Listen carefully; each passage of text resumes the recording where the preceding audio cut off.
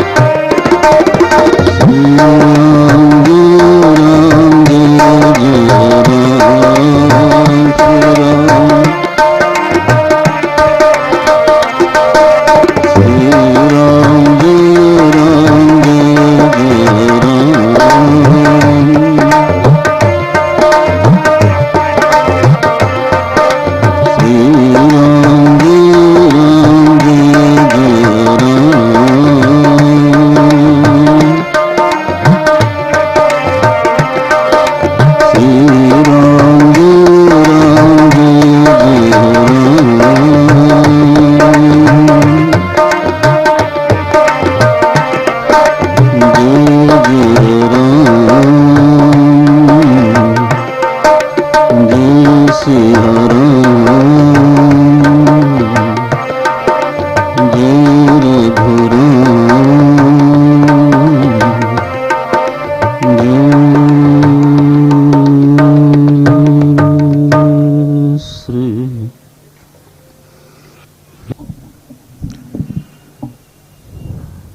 न किसी परिस्थिति से घिरा हुआ रहता है। कोई ऐसा व्यक्ति नहीं है जो परिस्थिति शून्य हो। परिस्थिति का अर्थ होता है परितः स्थिति। हमारे आसपास जो स्थिति है उसको हम बोलते हैं परिस्थिति। और हमारे ऋषियों ने परिस्थिति में मुख्य रूप से 3 चीज की गणना, 4 चीज की गणना की है। हम किसी न किसी देश में होते हैं और जिस देश में रहते हैं उस देश का हमारे ऊपर प्रभाव पड़ता है। यदि हम अहमदाबाद में हैं तो यहाँ की सर्दी का प्रभाव पड़ता है। सर्दी ऋतु है। इसको हम गुलाबी जाड़ा बोलते हैं। ये तो फागुनी ठंड है, ये कोई ठंड थोड़ा है। यही हम सिद्धबाड़ी होते हैं तो उस देश का प्रभाव अलग होता है। दिल्ली में होते तो अलग होता है। तो जिस देश में रहता है व्यक्ति उस देश का उसके ऊपर प्रभाव पड़ता ही पड़ता है। और प्रत्येक व्यक्ति किसी न किसी देश में रहता ही रहता है। अदेश में व्यक्ति नहीं रहता, व्यक्ति तो देश में ही रहता है। दूसरी चीज है काल। प्रत्येक व्यक्ति एक काल विशेष में होता है। तो अभी हम 20वीं शताब्दी में हैं। अब लोग कहते हैं 21वीं शताब्दी में हो। मुझे मालूम नहीं कि उसको 21वीं कहा जाए कि 20वीं कहा जाए, लेकिन पहला जन्मदिन तब मनाया जाता है जब 1 वर्ष पूरा हो जाता है ना। तो अभी तो मैं नहीं समझता कि 20वीं शताब्दी पूरी हो गई। अभी तो है ना, जब 2001 शुरू होगा, जिस दिन शुरू होगा उस दिन 21वीं शताब्दी का शुभारंभ होगा। गणित के अनुसार तो यही ठीक है। मैंने किसी से पूछा कि ये इतना बड़ा गणितीय विभ्रम कैसे हो गया और पूरे विश्व में हो गया। तो लोगों ने मुझे बताया बंबई में कि इसके 2 कारण हैं। एक तो जिसका होटल बिजनेस है उसको 2 बार कमाने की इच्छा है ना। 2 बार सेलिब्रेशन होगा, अगली बार फिर से एडवर्टाइजमेंट होगा, देख लेना आप कि नहीं असली वाली तो अब आने वाली है। और सारे होटल बुक होंगे और फिर उसी तरह से नाच गाना होगा, क्योंकि असली वाली तो अब आने वाली है। पहला वाला तो सेमीफाइनल था केवल।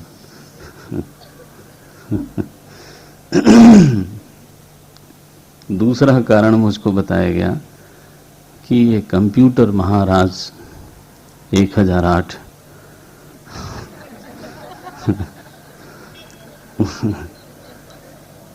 उनमें एक बड़ा परिवर्तन होने वाला था और उसको लेकर के कह दिया गया कि चलो भाई, इन्हीं के परिवर्तन के साथ हम भी परिवर्तित हो जाते हैं और काल में भी परिवर्तन मान ही लेते हैं।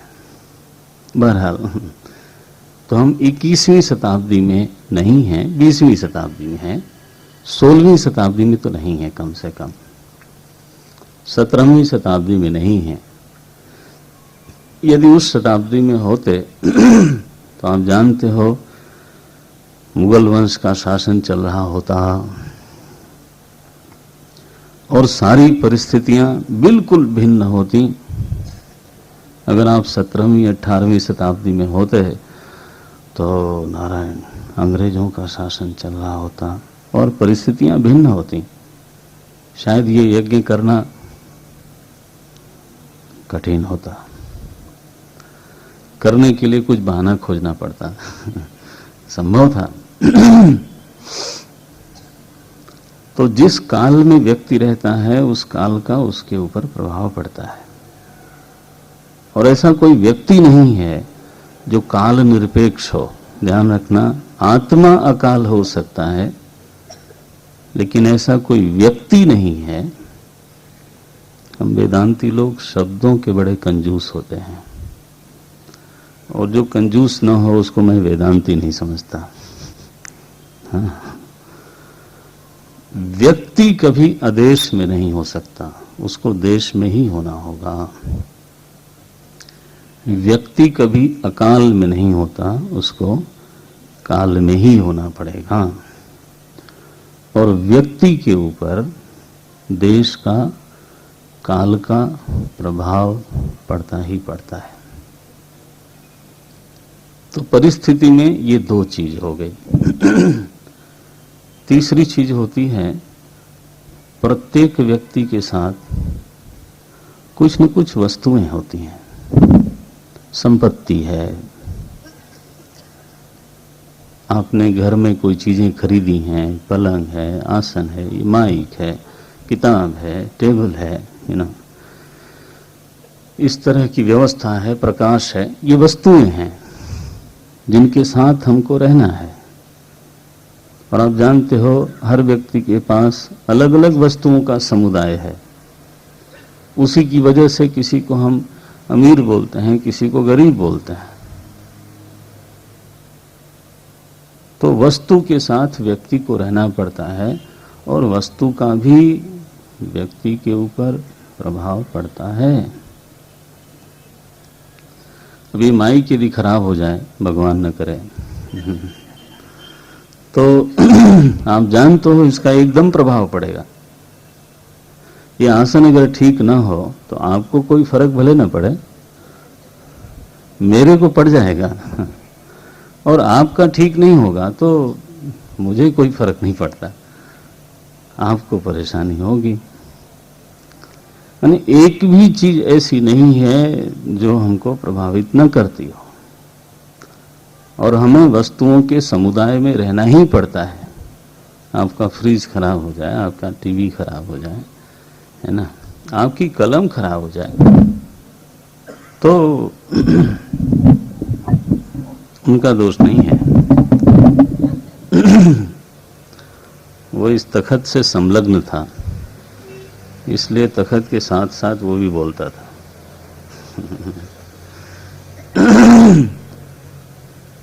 तो वस्तु का व्यक्ति के ऊपर प्रभाव पड़ता है।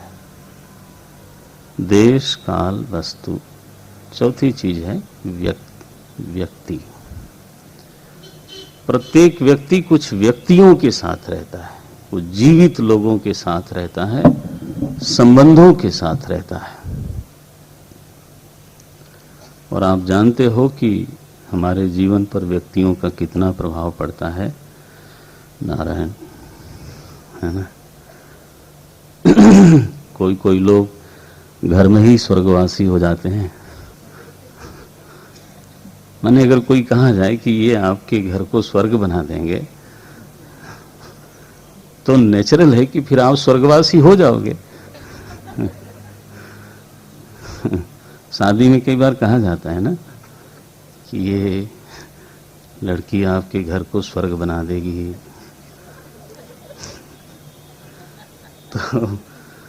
तो वो कहते हैं हम इतने जल्दी स्वर्गवासी नहीं होना चाहते।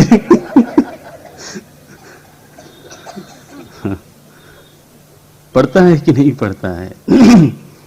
माने जीवित रहते ही परलोकगामी, कोई लोग नरकवासी हो जाते हैं, स्वर्गवासी हो जाते हैं। तो व्यक्ति का भी हमारे जीवन पर प्रभाव पड़ता है, वस्तु का पड़ता है, देश का पड़ता है, काल का पड़ता है। इन चार चीजों से मैं घिरा हुआ हूं। और ऐसा कोई व्यक्ति नहीं है जिसके पास ये चार चीजें नहीं हो। परिस्थिति शून्यता असंभव है। पहली स्थापना ये। दूसरी, परिस्थिति प्रवाही है, वो आती है और जाती है। परिस्थिति कोई स्थिर वस्तु नहीं है। हाँ, मजेदार बात यह है कि वो कहां से आती है ये खोज जरा हम कम करते हैं। और ये भी मजेदार बात है कि हमसे बिना अनुमति लिए, कोई अनुमति वो भी नहीं पूछती, मे आई कम, नो नथिंग। बिना अनुमति के, बिना परमिशन के वो आ जाती है और बिना अनुमति लिए, हाँ जी, चली भी जाती है। परिस्थिति हमसे पूछ के आती नहीं है, ये सच्चाई है। और परिस्थिति हमसे पूछ के जाती नहीं, ये भी सच्चाई है। और परिस्थिति में प्रवाह है, ये भी सच्चाई है। बन गया। इसका मतलब है कि परिस्थिति पर हमारा नियंत्रण बहुत कम है। और हमारा प्रयास यही होता है कि हम परिस्थिति को दोनों हाथ से और दांत से पकड़ के रखें, और जो परिस्थिति नहीं चाहिए उसको धकेल के रखें। वो हमारे लाख धकेलने पे आती, हम ही को धकेल देती है, और हमारे लाख पकड़ने के बाद भी चली जाती है। ये एक सच्चाई है। तो व्यक्ति के पास परिस्थिति है और परिस्थिति पर उसका नियंत्रण बहुत कम है। परिस्थिति में प्रवाह है। तो परिस्थिति के तीन रूप हो जाते हैं। चूंकि प्रवाह है इसलिए उसके तीन रूप हैं। एक तो वो परिस्थितियां हैं जिनको हम जी चुके हैं। जिन परिस्थितियों को हम जी चुके हैं उन्हीं को हम बोलते हैं भूत। वास्तव में काल कोई भूत नहीं होता। बीती हुई परिस्थितियों के कारण हम उसको भूत काल बोलते हैं। वास्तव में भूत परिस्थिति बोलना चाहिए। आप सोचिएगा इस पर। काल जो है ना, उसको समझने की कोशिश बहुत कम की जाती है। काल में प्रवाह है ये भी कहना कठिन है। बहरहाल हम उधर नहीं ले जाएंगे आपको। काल तत्व क्या है ये भी हम ज्यादा ठीक से सोचते विचारते नहीं हैं। वास्तव में तो काल में प्रवाह परिस्थिति प्रवाह के कारण ही माना जाता है। भूत किसको कहा आपने? बीती हुई परिस्थितियों को ही कहा ना। तो एक तो परिस्थिति का रूप हुआ भूत, दूसरा परिस्थिति का रूप हुआ वर्तमान जिसमें हम जी रहे हैं, और कुछ परिस्थितियां हैं जो आने वाली हैं, अनागत हैं, अभी आई नहीं हैं लेकिन आने वाली हैं, भविष्य में हैं। अनागत परिस्थितियों के कारण ही एक अनागत काल की कल्पना होती है जिसको हम बोलते हैं भविष्य काल। उनका आना निश्चित है, इसलिए हम बोलते हैं हमारा एक भविष्य है। बहुत बढ़िया। भविष्य की स्थिति क्या है कि भविष्य में परिस्थितियों का आना निश्चित है, लेकिन वो परिस्थितियां कैसी होंगी ये निश्चित नहीं है। वो अच्छी परिस्थिति होगी कि बुरी परिस्थिति होगी। वो कहते हैं सामान 100 बरस का, पल की खबर नहीं। सामान 100 बरस का जुटाते हैं लेकिन अगले पल की खबर नहीं है। सामान 100 बरस का, पल की खबर नहीं। तो जो अनागत परिस्थिति है वो अनिश्चित है, लेकिन ध्यान रखना उसका आना निश्चित है। यह जो परिस्थिति की अनिश्चितता है ये बड़ी कष्टकारी है। आप समझते हो ना? इसी अनिश्चितता के गर्भ से मेरे मन में असुरक्षा की भावना पैदा होती है। हर व्यक्ति के सामने अनिश्चित परिस्थितियां आनी हैं। इसका मतलब क्या हुआ? We are living in a state of uncertainty. Everyone is living in a state of uncertainty. अनिश्चितता की स्थिति में हर व्यक्ति जी रहा है। और जहां पे अनसर्टेनिटी होती है वहां पे इनसिक्योरिटी भी होती है। हम दूसरे को देख के बोलते हैं कि नो नो नो ये तो सिक्योर है। किधर सिक्योर है? किसको आप सिक्योर बोलते हो? सुपर पावर अमेरिका के राष्ट्रपति महोदय को भी कोई सिक्योरिटी नहीं है। पता नहीं कब अखबार वाले पीछे पड़ जाएंगे और उनको माफी मांगनी पड़ेगी। आप जानते हो पिछले साल उनकी क्या दुर्दशा हुई। माफी मांगते मांगते बेचारे उनके हर भाषण में पहला माफी था। बोलो, कोई यहां पे अपने आप को पूरी तरह से सिक्योर अनुभव नहीं करता। महाराज जनक की कन्या, विदेहराज महाराज जनक की कन्या, चक्रवर्ती सम्राट महाराज दशरथ की पुत्रवधू, राजा रामचंद्र की धर्मपत्नी, लक्ष्मण जी जैसे जिसके प्रचंड देवर हों, भरत जी, शत्रुघ्न जी, जिसका इतना सुरक्षित साम्राज्य है ना। सो वैदेही मही सोवत, ऐसी वैदेही। आप बताइए कोई व्यक्ति अपने आप को कितना सुरक्षित करने की कोशिश करेगा? मही सोवत, वो वैदेही ऐसी परिस्थिति आ गई वो धरती पे सोती हैं। विधि वामन के ही वो कहते हैं रामचंद्रपति सो वैदेही मही सोवत विधि वामन के ही। आप जरा देखिएगा, सुरक्षा का इंतजाम देखिए। विदेहराज जनक की कन्या, मायका ऐसा है। चक्रवर्ती सम्राट महाराज दशरथ जो इंद्र के सखा हैं, स्वर्ग तक जिनकी पहुंच है ना, उनकी पुत्रवधू हैं तो ससुराल ऐसी है। और पति भी नालायक नहीं है।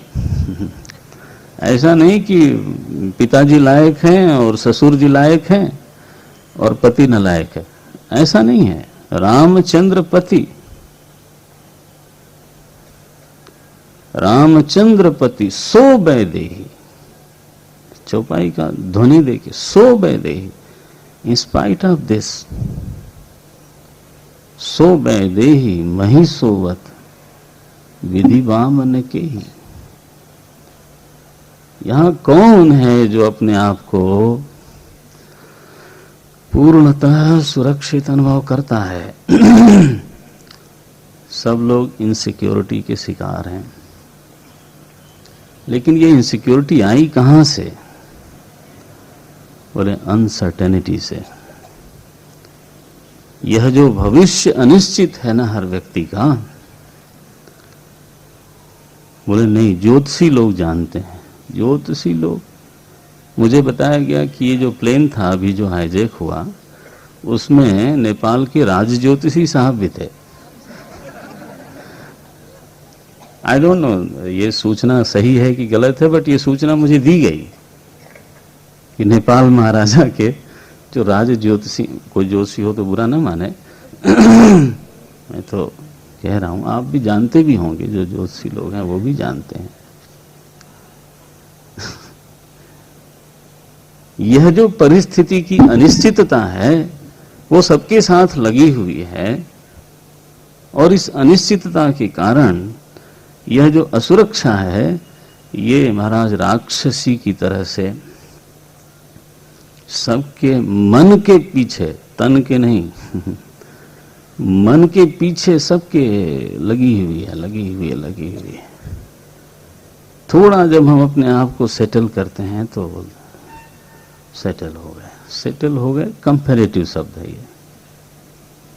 जो सेटल्ड है वो भी जानता है कि कल का पता नहीं है। देखो,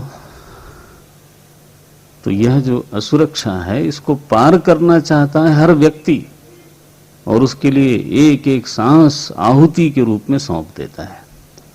अंगम गलितम पलितम मुंडम दशन विहीनम जातम तुंडम। 60 साल 70 साल होने पर भी ये भावना वहीं की वहीं रहती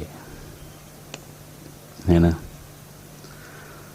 तो व्यक्ति, परिस्थिति में 3 रूप हैं, उसमें अनिश्चितता, उसमें असुरक्षा, ये हमारे साथ लगी हुई चीजें हैं।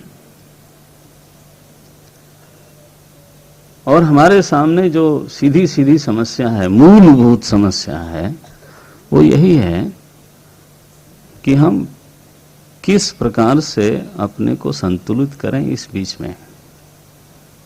मैंने कहा परिस्थिति पे नियंत्रण किसी का नहीं है, राम जी का भी नहीं था जी, राम जी का भी नहीं था। ये मत कहना कि वो चाहते, तो चाहते क्यों चाहते, चाहेंगे क्यों वो है ना। तो अध्यात्म का उपयोग कहां पे आता है? आप जानते हो हर विद्या का उपयोग है, फैक्ट्री का उपयोग है, दिस दैट एवरीथिंग। अध्यात्म का उपयोग कहां है? अध्यात्म को ही एक और शब्द से पुकारते हैं, दर्शन शास्त्र। अंग्रेजी में उसको लोग फिलॉसफी कहते हैं। मुझे मालूम नहीं कि फिलॉसफी का क्या अर्थ होता है, लेकिन दर्शन शास्त्र का अर्थ मुझे थोड़ा मालूम है। दर्शन माने क्या होता है? देखना। एक सिनेरियो है हमारे सामने, एक दृश्य है जिसको हमने परिस्थिति कहा, और मैं दृष्टा हूं, उसको देखने वाला हूं। तो मैं व्यक्ति, देखने वाला, मेरे सामने एक परिस्थिति है जिसको मैं देख रहा हूं, लेकिन जिस तरह से देख रहा हूं उसको बोलते हैं हमारा पर्सनल दर्शन। मैं अपनी परिस्थिति को कैसे देखूं, इस बात में मेरी स्वतंत्रता है। मुझे देखना पड़ेगा, वो सही है। परिस्थिति कैसी होगी उस पर मेरा नियंत्रण नहीं है, लेकिन जैसी भी परिस्थिति होगी उसको मैं देखूं कैसे, इस पर मेरा नियंत्रण है। और हर व्यक्ति एक ही ढंग से देखता नहीं, ये आप जानते हो। और इसीलिए हर व्यक्ति का एक अपना खास पर्सनल दर्शन होता है। कोई ऐसा व्यक्ति नहीं है जिसके पास दर्शन ना हो। नहीं, मैं तो फिलॉसफी से मेरा कोई लेना देना नहीं है। वो जानता नहीं है कि ही इज ऑल्सो फिलोसोफर, क्योंकि वो भी एक तरीके से ही अपनी परिस्थिति को देखता है। तो जो देखने का तरीका है उसी को तो हम फिलॉसफी कहते हैं। और किसको कहते हैं? फिलॉसफी माने चारवाक दर्शन, जैन दर्शन, बौद्ध दर्शन, वो तो ठीक है, वो तो नाम है, पढ़ेंगे तो यही पता चलेगा कि वो देखने की विधि ही है और क्या। जैन दर्शन ने कहा कि मैं तो अपने आप को ऐसा देखता हूं, शंकराचार्य ने कहा मैं अपने आप को ऐसा देखता हूं। जैन दर्शन ने कहा कि जगत को मैं ऐसा देखता हूं, शंकराचार्य ने कहा मैं ऐसे देखता हूं। दोनों के देखने का तरीका अलग है और इसीलिए दो दर्शन हो गए। दर्शन माने होता है देखने की विधि, देखने का तरीका। दृष्टा, दृश्य और बीच में दर्शनम। ये संस्कृत का शब्द है, तो इसलिए मैंने कहा इसको मैं थोड़ा समझता हूं। फिलॉसफी का यही मतलब होता है, ये मैं नहीं जानता, वो आप लोग जानो। राम जी को वनवास हुआ। क्या सब लोगों ने एक ही जैसे देखा इसको? दशरथ जी ने कैसे देखा, कौशल्या जी ने कैसे देखा, सुमित्रा जी ने कैसे देखा? आप जानते हो सुमित्रा जी तो रामायण में ये बोल जाती हैं कि लक्ष्मण ये वनवास तुम्हारे लिए हुआ है। लो जी, सुमित्रा जी ने ये बोला है रामायण में कि लक्ष्मण जी ये तुम्हारे लिए वनवास हुआ, भगवान तुमको एकांतिक सेवा देने के लिए। यहां तो बहुत तामझाम है, सब लोग सेवा में लगे हैं तो तुम्हारा हिस्सा बड़ा कम आता है। पूरी तरह से भगवान तुम्हारे हो के रहें और तुम ही उनके सेवक बने रहो, तो ये वनवास केवल तुम्हारे लिए हुआ है। लो जी, ये सुमित्रा जी का दर्शन है। कैकेयी का तो उसको लगता है कि मैंने बिगड़ी हुई बात बना लिया और विधवा हो गई। आप सोचिए, बिगड़ी हुई बात बना लिया और घटना क्या घटी? विधवा हो गई और पुत्र ने माता कहना छोड़ दिया। What a tragedy. Bharat ji ने इसके बाद कैकेयी को माता नहीं कहा। लक्ष्मण जी का उसी घटना को लेकर लक्ष्मण जी का दर्शन अलग है, भरत जी को बिल्कुल भरत जी का दर्शन अलग है। राम जी का ऑफ कोर्स अलग है। राम जी तो क्या बात है, वाल्मीकि जी के सामने जब खड़े हुए राम जी और वाल्मीकि जी आंखों आंखों में पूछते हैं कि तुम्हारे साथ ये घटना घटी है, बताओ इसको कैसे सब हुआ। तो राम जी ने सीधा सीधा बोला कि महाराज तुम त्रिकालदर्शी मुनि नाथा, विश्व बदर जिमि तुम्हारे हाथा। आप तो त्रिकालदर्शी हो, जैसे बेर होता है हाथ में वैसे ही विश्व आपके हाथ में है, आप पूरी तरह से जानते हो। लेकिन चूंकि आपने पूछ लिया है इसलिए मुझे बताना पड़ेगा। तो मैं क्या बताऊं कि ये कैसे हुआ, कि ये देवताओं ने किया, कि ये सरस्वती जी ने किया, कि ये मंथरा ने किया, कि कैकेयी ने किया, कि ये मैंने किया। इसका कोई एक कारण मैं कैसे बता दूं? सीधे बोल दूं मंथरा का सब किया धरा है, तो सरस्वती जी किधर गई? मैं कहूं सरस्वती जी ने किया तो देवता लोगों की आपातकालीन बैठक हुई है ना, संकट विमोचन कमेटी। एक कमेटी बनी धड़ाधड़ और सरस्वती जी का आह्वान किया गया, है ना, प्रस्ताव पास हुआ कि आप जाएं अयोध्या में और संभालें परिस्थिति को। मैं ही उसका कारण हूं, कौन है उसका मैं अकेले तो नहीं बोल सकता, लेकिन जो घटना घटी है मैं समझता हूं ये मेरे पुण्य का उदय हुआ है। ये राम जी का दर्शन है। वो बोलते हैं ऐसा, वनवास की घटना को अपना पुण्योदय मानते हैं। ध्यान रखना, कहने के लिए नहीं बोलते, वाल्मीकि जी के सामने बोल रहे हैं।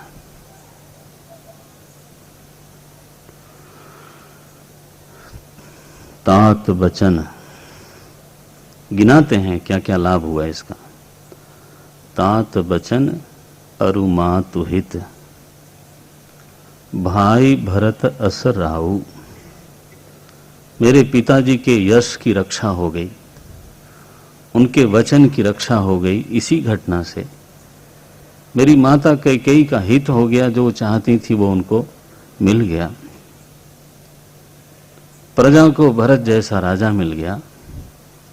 भाई भरत अस राऊ। वाल्मीकि जी ने कहा वो तो ठीक है, इनको वो मिला उनको मिला, तुमको क्या मिला वो बताओ। बोले मोह कहूं दरस तुम्हारे प्रभु, मोह कहूं दरस तुम्हारे प्रभु, सब मम पुण्य प्रभाव। ये मेरे पुण्यों का प्रताप है कि ये वनवास हुआ है। आजकल बड़ा चर्चा चलती है, बी पॉजिटिव। पॉजिटिविटी, आप इससे बड़ी पॉजिटिविटी क्या दिखा सकते हो कि जिस व्यक्ति को शाम को युवराज पद पर अभिषेक की बात कही जाती है और उसको सूचना दी गई, वशिष्ठ जी आए, उसको कहा इस तरह से व्रत करो, अनुष्ठान करो रात भर। वह व्यक्ति सुबह अभी पूरी तरह से तैयार भी नहीं था और अचानक सुमंत जी आते हैं कि आपके पिता की तबीयत खराब है। और राम जी जूता भी नहीं पहनते, ठीक से कपड़ा भी नहीं पहनते, भागे गए राजमहल में और वहां उनको शाम को एक सूचना दी गई थी और सुबह कहा गया आपको वन जाना है। गतान ममले वनवास दुखतः, वनवास की सूचना मिली तो चेहरे पे मलिनता नहीं आई। देखो ये वंदन है, ऐसे राम को वंदन है। ये हमारे राम जी हैं जिनका ये दर्शन है और जो इस समता में स्थित हैं। परिस्थिति ने राम जी का क्या बिगाड़ा? कुछ नहीं।